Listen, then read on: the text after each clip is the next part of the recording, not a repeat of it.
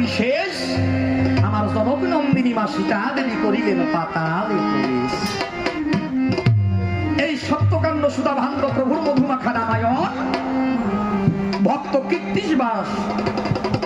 কীর্তিবাস ভক্তিরসে তা সহস্তে করেছেন লিখন।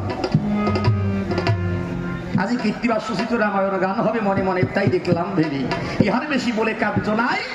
এ সকল দিয়ে বাদ করতে প্রভুর মধুমাখা রাম নামের সুধারস আস্বাদ ধীরে ধীরে আমি পালার ভেতরে যাই।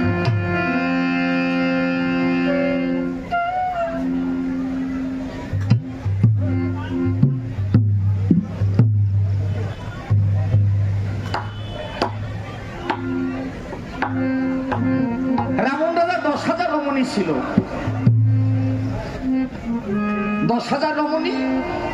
আর রাবণ রাজার পুত্র ছিল 1 লক্ষ। 1 লক্ষ পুত্র ছিল, 1.25 লক্ষ ছিল নাতি। পরিশেষে রামের বাণে যেতে যেতে একজন ওনার রইল তার বংশে জেলে দিতে বাকি। সব শেষে কে এসেছে? ইন্দ্রজিৎ। ইন্দ্রজিৎ রামের সঙ্গে যুদ্ধে যায়, কি বলবো, ধর্ম সভায় দেহে প্রাণ পাখি ফিরে গিয়ে আর ফিরে আসতে পারে নাই সোনার লঙ্কায়।